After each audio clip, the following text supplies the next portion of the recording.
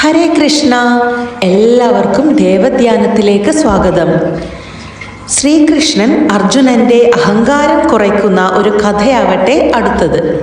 ഒരിക്കൽ ശ്രീകൃഷ്ണനും അർജുനനും കൂടെ ഉദ്യാനത്തിൽ ഇരിക്കുകയായിരുന്നു. സംഭാഷണങ്ങൾക്കിടയിൽ താൻ അസ്ത്രവിദ്യയിൽ ലോകത്തിലെ ഏറ്റവും കേമനാണെന്ന് അർജുനൻ വീമ്പിളക്കി. ശ്രീകൃഷ്ണൻ അത് സമ്മതിച്ചുവെങ്കിലും അർജുനന്റെ പൊങ്ങച്ചം ഒന്ന് ശമിപ്പിക്കണമെന്ന് തീരുമാനിച്ചു. അപ്പോൾ കൃഷ്ണ ഭഗവാൻ പറഞ്ഞു, അർജുന, നീ അസ്ത്രവിദ്യയിൽ അജയ്യനെങ്കിലും ദാനശീലത്തിൽ കർണനെ വെല്ലാൻ ഈ ലോകത്തിൽ ആരുമില്ല. താനും ദാനശീലത്തിൽ ആരുടെയും പിറകിലല്ലെന്ന് അർജുനൻ വാദിച്ചു. ആ സമയത്ത് അവരുടെ ഇടയിലേക്ക് ഒരു സാധു ബ്രാഹ്മണൻ കടന്നു വന്നു. എൻ്റെ ഭാര്യ മരണമടഞ്ഞു. ശവദാഹത്തിനായി ചന്ദനത്തടി ഒരിടത്തും കിട്ടാനില്ല.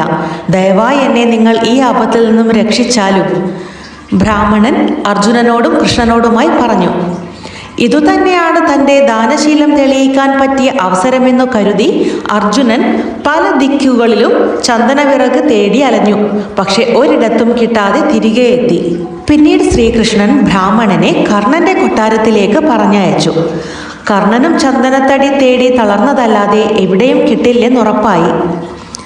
അതുവരെയും കർണൻ ആരെയും നിരാശരാക്കി മടക്കി അയച്ച ചരിത്രവുമില്ലായിരുന്നു. കർണൻ മറ്റൊന്നും ആലോചിക്കാതെ തൻ്റെ കൊട്ടാരത്തിലെ ചന്ദനത്തൂൺ പിഴുതെടുത്ത് ബ്രാഹ്മണന് കൊടുത്ത് അയാളെ സമാധാനത്തോടെ യാത്രയാക്കി.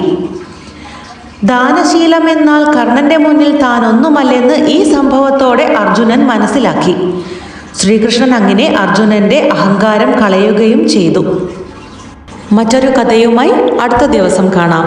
Please like, share and subscribe. Thank you.